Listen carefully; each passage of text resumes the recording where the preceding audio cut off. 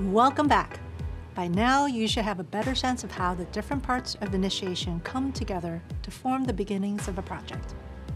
So far, you've outlined the key components of project initiation, and most importantly, you've learned that a lack of preparation during this stage can lead to problems later on. We're going to continue honing your project preparation skills. Once we're done here, you'll be able to define and create project goals and deliverables, the guiding stars of your project. You'll also be able to define project scope, the boundaries of your project that state what is and is not part of your project. You'll be able to identify what's in scope and out of scope for a project, and you'll be able to recognize scope creep, something you'll need to keep a close eye on to help you reach your project goal. Finally, you'll be able to explain different ways of defining and measuring your project success criteria. Before we get started, I'd like to talk through an example that will follow for the rest of this course. Imagine that you're the lead project manager at Office Green, a commercial landscaping company that specializes in plant decor for offices and other businesses. The director of product at Office Green has an idea for a new service called Plant Pals to offer high-volume customers small, low-maintenance plants like little cacti, leafy ferns for their desks. As the project manager, you've been tasked with managing the rollout of this new service. As we go through this course, we'll return to your role as the project manager at Office Green to help teach you about project goals, deliverables, and success criteria. You'll also see the role your team and stakeholders play in creating and following these three important components. At the end, you'll compile everything you've learned into a shared document that you can use as a portfolio to share with future employers. After this course, you move on to the next phases of the project lifecycle, and so will your Office Green project. Enjoy!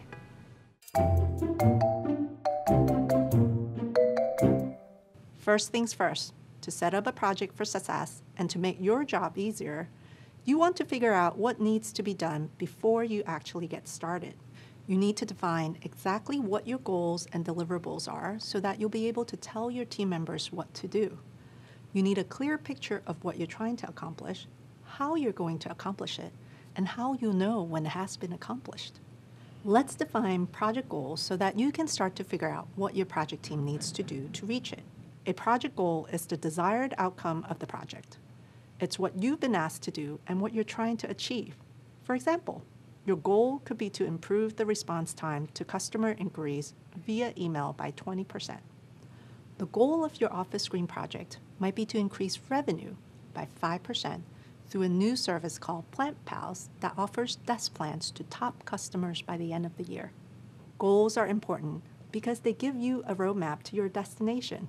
Without a clear goal in mind, how can you know where to go or how to get there?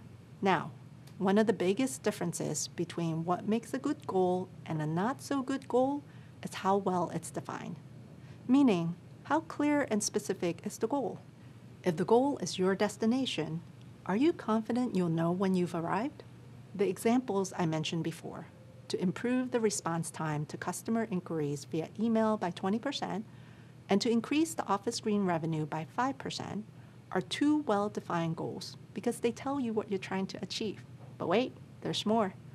These goals also tell you how to do what you've been asked to do. In this case, it's via email, through a new service offering. And that's not all. These goals clarify the goal even further by saying to improve by 20% and increase by 5%. Now we know where we're going. Well-defined goals are both specific and measurable. They give you a clear sense of what you're trying to accomplish. Really great goals have even more detail, but I'll get to that soon. When you start a project, take time to review your goals and make sure they're well-defined. To do this, you might need to get more information from your stakeholders. Talk to them about their vision for the project. Ask how this aligns to the company's larger goals and mission. By the end of that conversation, you and your stakeholders should agree to support the project goals in order to avoid running into issues later on. Here's an example from my own experience as a project manager. Our team had finished a new product feature. Our stated goal was to deliver an early version of this feature and collect user feedback. When we delivered the feature to one of our key customers for user feedback, the customer didn't have anyone available to try it out. Our team debated whether or not we had met our goal if we hadn't collected user feedback. Some felt that we hadn't achieved the stated goal, while others thought we did. The customer was satisfied with our team's ability to deliver a feature in the timeline stated, but our internal team wasted valuable time going back and forth about it. That said, make sure that before you start your project, you, your stakeholders, and your team are all clear on the project's goals so that you know you are making the right kind of progress. I'll teach you a process for how to do this coming up. Once you have the goals nailed down, it's time to examine the project deliverables. Project deliverables refer to the tangible outcomes of the project. In other words, a deliverable is what gets produced or presented at the end of a task, event, or process. Take the goal to improve customer response time. A deliverable for that goal could be the creation of email templates for responding to typical questions. Your office screen project goal to increase revenues could have two deliverables: launching the plant service and a finished website that highlights the new kinds of plants being offered. These are considered deliverables because they describe tangible outputs that show stakeholders how additional revenues will be generated. There are all sorts of project deliverable examples. A pretty common one is a report.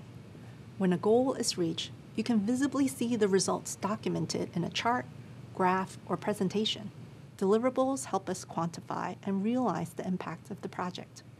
Just like needing well-defined goals, you need well-defined deliverables for pretty much the same reasons. Deliverables are usually decided upfront with the stakeholders or clients involved in the project.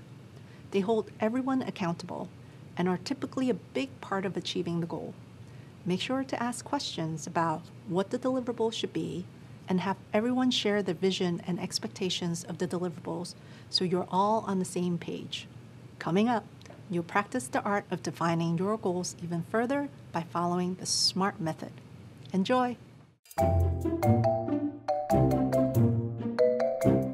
I already mentioned that goals should be specific and measurable. The SMART method to evaluate goals adds 3 more considerations for success: be attainable, be relevant, and be time-bound. Put them all together, and what do you have? SMART goals. As an entry-level project manager, you may or may not be setting the project's main goals, but you will need to be able to identify and clarify them as needed. And that's where the SMART method can be a valuable tool. Let's take a closer look at each term. As I've already mentioned, if your goal is not specific, you'll have trouble figuring out how long it should take to complete and whether or not you've accomplished it. For example, if the goal was simply to improve customer service response time, that's not very specific. It does tell you what you want to achieve in general, but it doesn't say anything else. If you've improved response time by 1%, is that enough? If after 5 years, response time finally goes up, is that enough? How about if only half of your staff improves their response times, but the other half stays the same? Specific goals should answer at least 2 of the questions I'm about to ask. What do I want to accomplish? Why is this a goal? Does it have a specific reason, purpose, or benefit? Who is involved and who is the recipient? Employees, customers, the community at large? Where should the goal be delivered? And finally, to what degree? In other words, what are the requirements and constraints? Next, we want to set goals that are measurable, meaning we can determine that they were objectively met. Measuring is not only a way for people to track progress, but also a tool to help people stay motivated. You can tell if a goal is measurable by asking how much, how many, and how will I know when it's accomplished. Sometimes the success of a goal can be measured with a simple yes or no. Did you learn how to play guitar? Yes or no? You will need to measure most of the goals you have with metrics. Metrics are what you use to measure something, like figures or numbers. For example, if your goal was to run a 5K, 5-kilometer race, then distance in kilometers is your metric. At Office Screen, the project goal is to increase revenue by 5%. In this case, revenue is the metric. Lastly, consider benchmarks or points of reference to make sure you're choosing accurate metrics.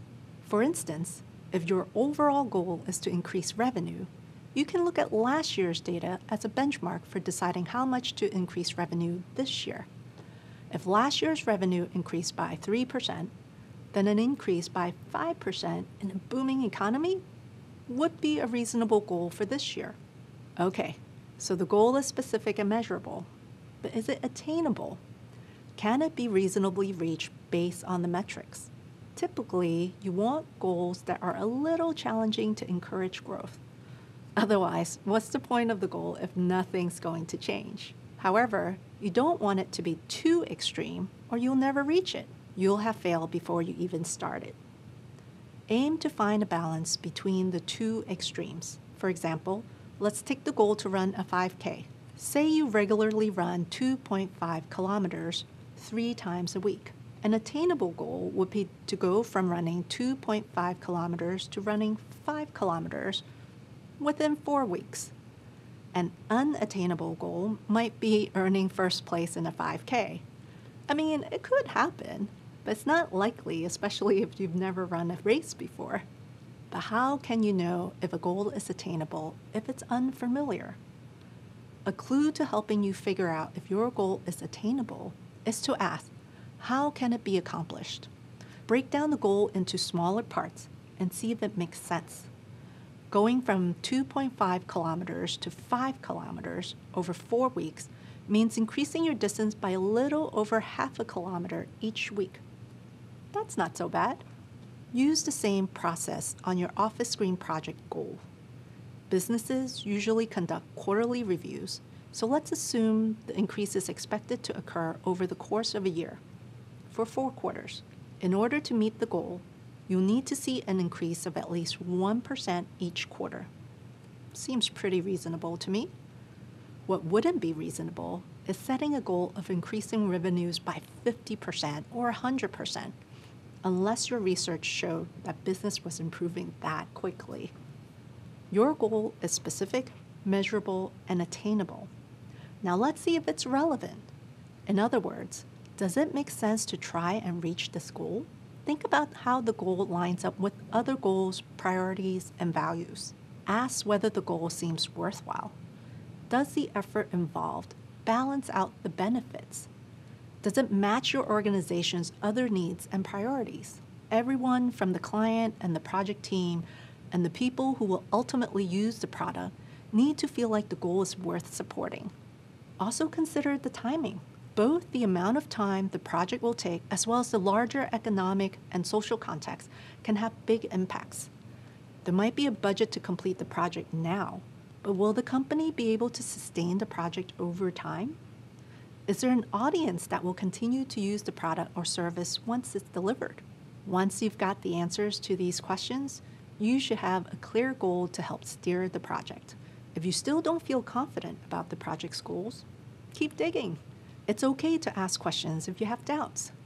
Communicate your concerns with the project's senior stakeholders and your direct supervisor if you have one. They should be able to address some of your concerns so that you can feel confident about moving forward.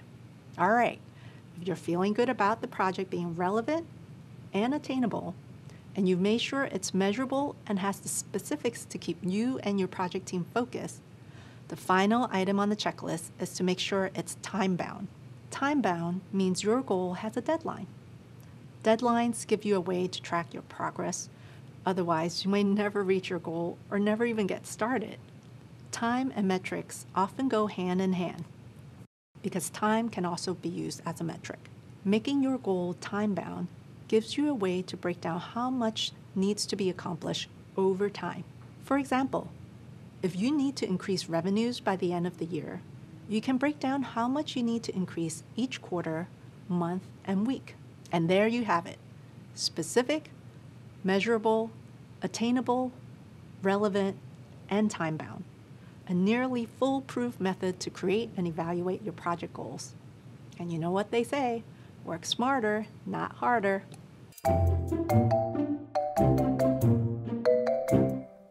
Simply put, your project scope includes the boundaries of a project.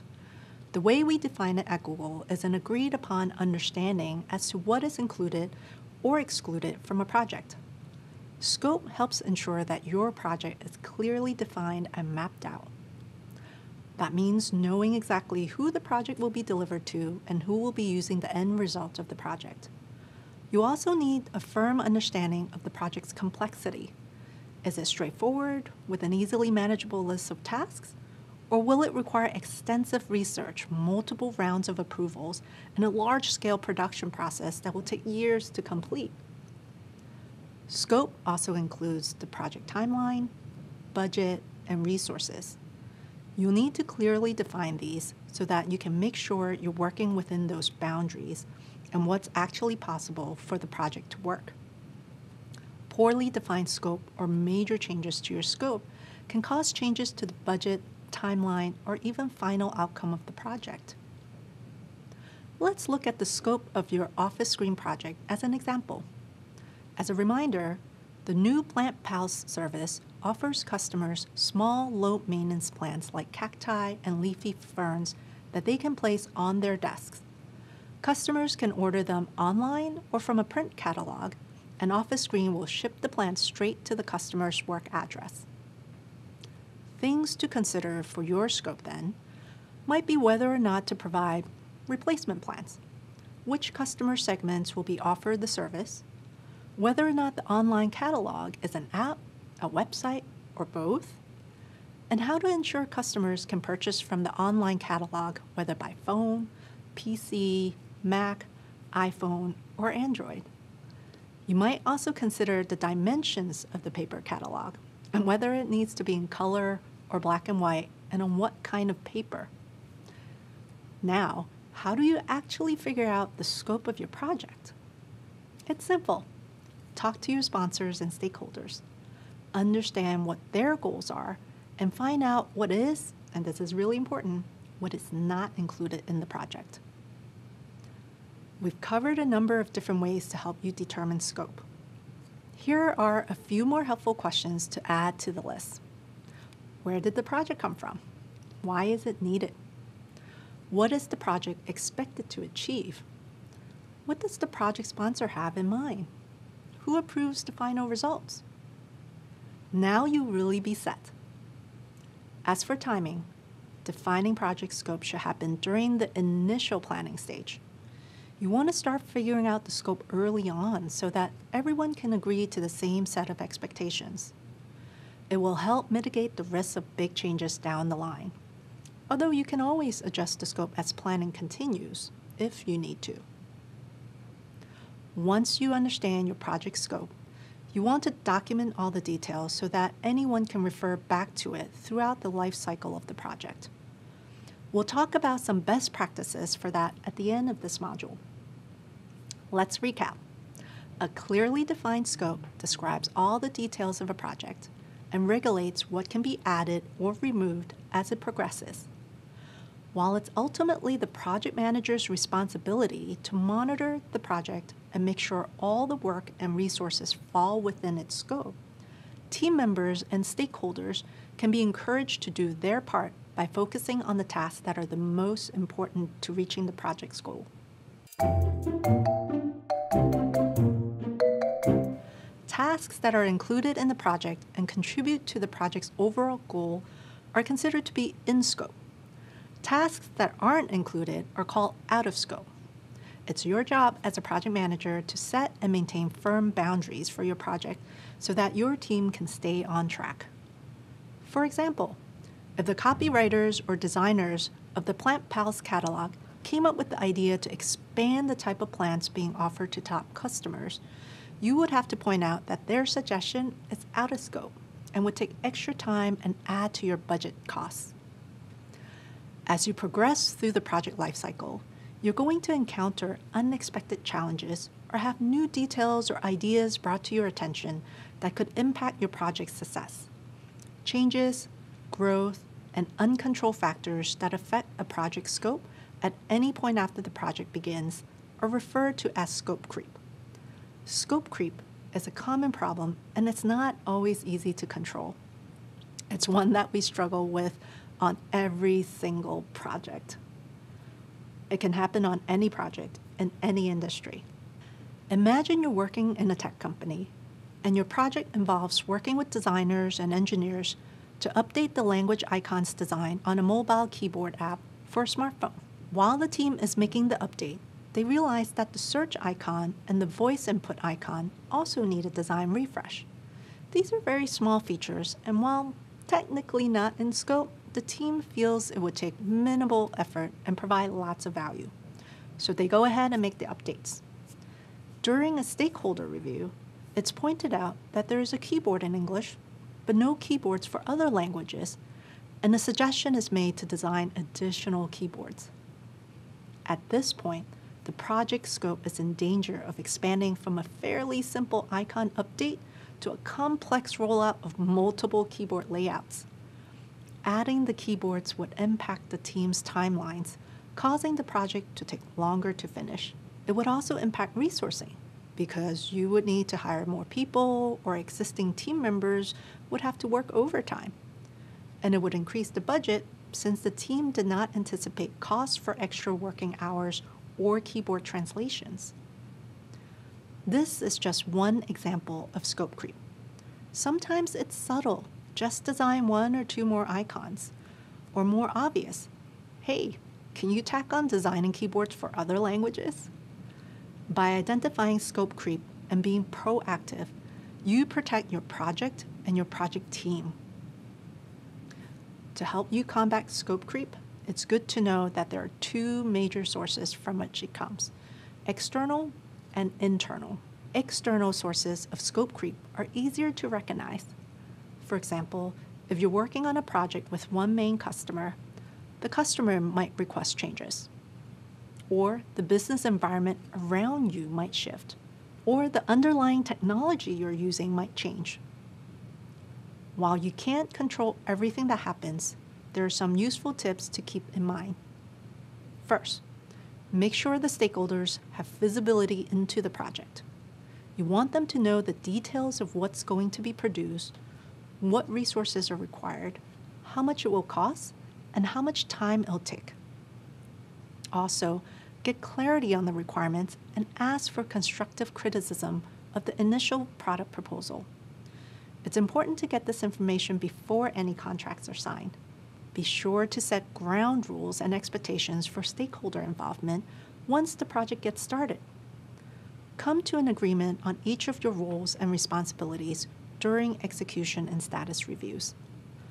Once you're clear on the project scope, come up with a plan for how to deal with out-of-scope requests. Agree on who can make formal change requests and how those requests will be evaluated, accepted, and performed.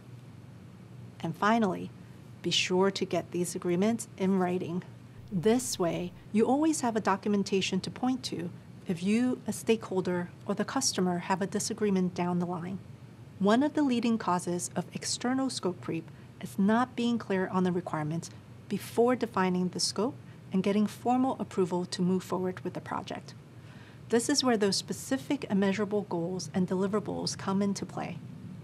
If the requirements aren't specific, and if you haven't agreed on the project's processes, deliverables, and milestones, then you're almost guaranteed to be dealing with scope creep once the project begins. Internal sources of scope creep are trickier to spot and harder to control. This kind of creep comes from members of the project team who suggest or even insist on process or product changes or improvements. It's possible that a product developer will justify a decision on the grounds of making the product better, even though it's going to cost more. Or a team lead might decide that a certain process is more efficient without realizing the impact the change in process will have on other team members tasked with different parts of the project. What you need to make clear to your team is that any change outside of the project scope comes off the bottom line, threatens the schedule, and increases risk. There are no small impacts to project scope. Anytime a team member takes on an unplanned task, more is lost than just the time spent working on that task. It's your responsibility as the project manager to maintain the limits of the project.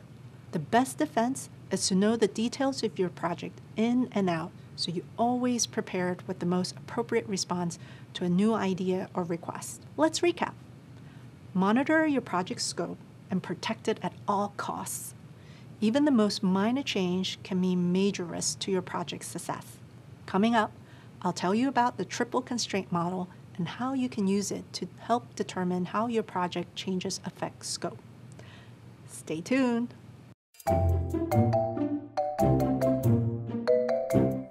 Managing scope goes hand in hand with goal setting. For example, redefining the scope can change the goal, and a revision of the goal can change the scope. The concept of project scope is important throughout the project. While your project will have its own specific goals, the overall goal for you as the project manager is to deliver the project according to the scope agreements. This includes delivering the project within the given deadline and the approved budget. You'll quickly find that this is easier said than done. As you progress through your project, you will continually need to make compromises and weigh trade-offs as new challenges and changes and factors present themselves. Anytime a team member takes on an unplanned task, more is lost than just the time spent working on that task. In order to decide if a scope change is acceptable and what impact it will have, project managers usually refer to the triple constraint model. The triple constraint model is the combination of the three most significant restrictions of any project: scope, time, and cost. We've talked a bit about what scope is, so let's focus now on time and cost. Time refers to the project schedule and deadlines. Cost includes the budget, and it also covers resources and the people who will work on the project. Both time and budget have to be carefully managed alongside scope. All three of these are linked. You can't change one without having an impact on the others. For example, a decrease in cost means a change in time or scope. An increase in time means a change in scope or cost, or both. Understanding how changing one impacts the other two constraints is key. It's important to consider what trade-offs you're willing to make as the project progresses. To do this successfully, you need a clear understanding of the project priorities. You have to know what is most important when it comes to scope, time, and cost. If there's a specific deadline that must be met, then you'll need to limit any changes to the scope that might cause the project to go past the deadline. If the product must look or function in a certain way, then the requirements are a priority, and you could justify changes in costs or time in order to meet the scope requirements. But just because you can make a change, that doesn't mean you necessarily should make a change. And even though the limits of scope, time, and cost have been set, you can still make changes if there's a good reason to do so. Don't worry, you won't have to decide on these changes all by yourself. If there are scope decisions that need to be made, the project manager will likely need to consult with the project sponsor and stakeholders to get their approvals. Let's go through a few scenarios so you can get familiar with weighing the value of a trade-off and understanding the impacts of any changes. In the first scenario, a request has been made to improve the PlantPal's product features. The director of product at Office Green wants to use pots that indicate when the plants need to be watered. Making changes to the product is a scope change. You know that you can't change the budget, but you can extend the timeline. So you can accept the scope change request and extend the timeline as long as the budget doesn't increase. Here's another possible scenario. A request has been made to reduce the budget without making any changes to the scope. The final outcome of PlantPal still needs to look and function as you all originally agreed. If you're going to reduce the budget and keep the scope, you may need to extend the timeline. Okay, here's another scenario. There's a request to tighten up the timeline and finish early, but you can't increase the budget. In order to do this, you'll need to make changes to the scope, like limiting shipping options. Doing this will give your project more time because you'll have one less shipping contract to negotiate. The end result won't be exactly what was originally agreed on, but it means getting it out earlier as requested and within budget. Let's try one more. In this last scenario, the director of product informs you that the project deadline must be met. It's the most important thing. In this case, your stakeholders are willing to increase the budget and make any necessary changes to the scope requirements in order to meet the deadline. In the end, it's all about prioritizing which element of the triangle matters the most in the project. Are you getting the hang of trade-offs?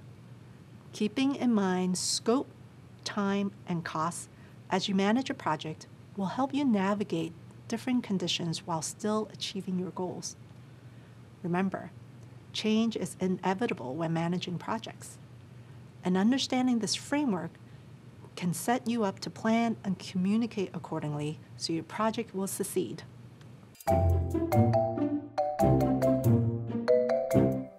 Many people think the time to decide if a project is successful is when you've produced the final outcome and presented it to the client. That's getting close. Delivering the final result of your project to the client or user, it's what's called a project launch. You finish building or creating a project, the tasks are completed, and the deliverables are done. You've hit your goal. The project is successful and considered complete in that sense. But does it work well? Did it achieve your desired outcome? The real deciding factor of project success is when you put the final outcome to the test. Landing is when you actually measure the success of your project using the success criteria established at the outset of the project. This is a crucial part of goal setting that is often overlooked in the initiation phase. For example, think about taking a trip on an airplane. It's not enough for the pilot to be able to get the plane off the ground. To arrive safely at your destination, they've got to know how to land. Your success has to continue beyond the point of delivering the final project. You need to be able to measure whether the project functions as intended once it's put into practice. Let's take the example of your project Plant Pals. You've managed to launch the new service with success. The website has launched, the catalogs have been printed and delivered, orders have been received, and revenue is starting to go up. It would be easy to call this a win and move on, but what happens if the customers are unhappy once the plants are delivered? What if the plants start to wilt and discolor after a couple of weeks? Just because launching the project and getting it out the door looks like success on paper, that doesn't mean the project has managed to land. For most projects, a launch itself isn't a meaningful measure of success. It's what comes after the launch that really counts.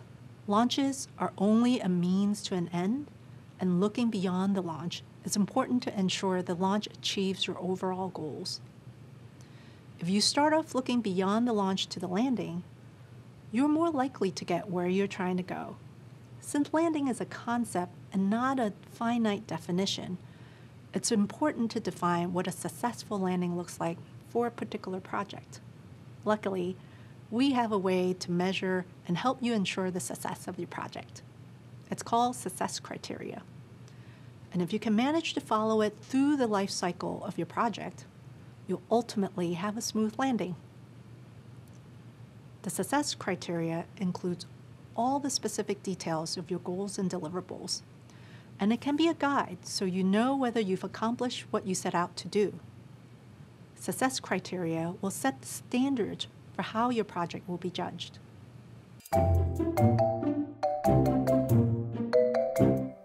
At the beginning of the project, you define goals and deliverables that are measurable, meaning that you can determine if they were met. Similarly, you need to define success criteria that can also be measured, so you'll know whether they were met. The success criteria will tell you whether or not the project as a whole was successful. They are the specific details of your goals and deliverables that tell you whether you've accomplished what you set out to do. They are the standards by which the project will be judged once it's been delivered to stakeholders and customers. Defining success criteria also clarifies for your team what they're trying to accomplish beyond just launching something to users. Is it to increase customer satisfaction with the service so they can continue to purchase more products? Enhance an existing feature to retain customers? Depending on the project, the answers will be different. But it's important that a team is aligned and working towards a shared goal. Sometimes forcing the conversation and clarifying what the end result looks like can bring to light questions and areas of disagreement. There isn't a set process for determining success criteria, but I'll break down a couple of key points to consider. Remember the measurable part of your SMART goals? One of the questions to ask when making your goals measurable is, how will I know when it is accomplished? The same question applies to your project. How will you know when it's done? Only in this case, you want to ask, how will I know when it's successfully accomplished? You can measure to determine your project's success in a similar way to measuring a goal.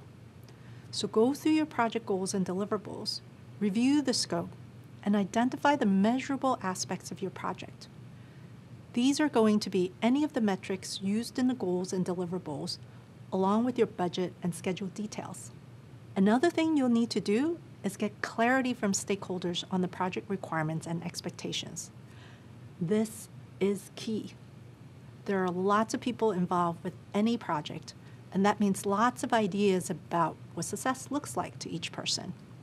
You want to ask questions, such as, who ultimately says whether or not the project is successful? What criteria will be measured to determine success? What's the success of this project based on?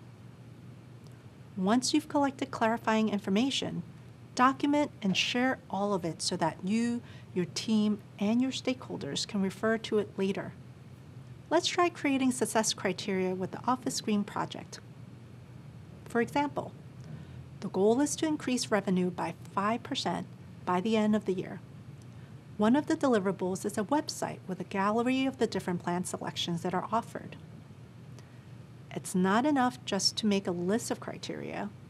You need a process for measuring success from start to finish throughout the entire project lifecycle.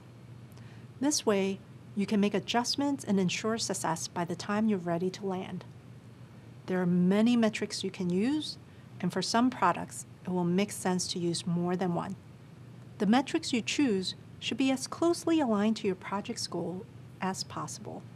For example, happiness metrics measure user attitudes and satisfaction, or perceived ease of use, and you can measure these through surveys. For the Plant Pals project, we may consider a customer satisfaction rate of 85% within the first 3 months of launching as a way to measure success. You can also consider customer adoption and engagement metrics along with more business-oriented metrics that track things like sales and growth. Adoption refers to how the customer uses and adopts a product or service without any issues. Engagement refers to how often or meaningful customer interaction and participation is over time. Adoption metrics might include launching a new product to a group of users and having a high amount of them use or adopt it. Engagement metrics might include increasing the daily usage of a design feature or increasing orders and customer interactions. Using the office screen example, tracking how many customers initially sign up for and use the Plant Pal service is an adoption metric. Tracking how many customers renew their Plant Pal service, post about it, or share feedback are engagement metrics. Once you've defined the metrics that you'll be measuring, think about how you track these metrics. Evaluate which tools can help you collect the data you need to ensure you're staying on track. For example, if you're measuring business metrics like revenue, consider tracking that in a spreadsheet or dashboard where you can easily spot gaps and trends. If you're measuring customer satisfaction, you can think of a way to incentivize customers to participate in regular email surveys and create a system to measure their responses when they participate. You can also utilize your project management tools to check on efficiency metrics, like what % of tasks are completed, or whether the project is progressing alongside the planned timelines. It's smart to measure success with your team as the project or product is in progress. For example, you can hold a project review once a month, have team members complete task checklists by certain deadlines, or hold live feedback sessions with your users or customers. There are many different ways to measure success. The key is to pick the methods that work best for your success criteria. It's a good idea that, along with each success criteria on your list, to also include the methods for how success will be measured, how often it's measured, and who's responsible for measuring it. Share your success criteria document with your stakeholders and ask if they agree with how the project's success will be determined. It's also a good idea to have the appropriate stakeholders sign off on the success criteria. This way, everyone will be clear on who is responsible for which tasks, and you'll all thoroughly understand what the path to success entails. Keep this documentation visible throughout the duration of the project and clearly communicate it with your team every step of the way. They're the ones who will be attempting to meet all the different requirements, so don't keep them in the dark about what they're supposed to do or how they're supposed to do it. If done correctly, defining your success criteria should create greater alignment within the team and give everybody better visibility into how to achieve success. Clarity around success metrics also helps teams prioritize which efforts are most impactful to their users. Defining project success is a complex but crucial part of project management. With more and more practice, this process will come more natural to you in the planning stages and throughout your project. Congratulations on finishing this video in the Google Project Management Certificate. Access the full learning experience, including job search help, and start to earn your official certificate by clicking on the icon. To view the next course in this video, click here and subscribe to our channel to learn more from Google Career Certificates.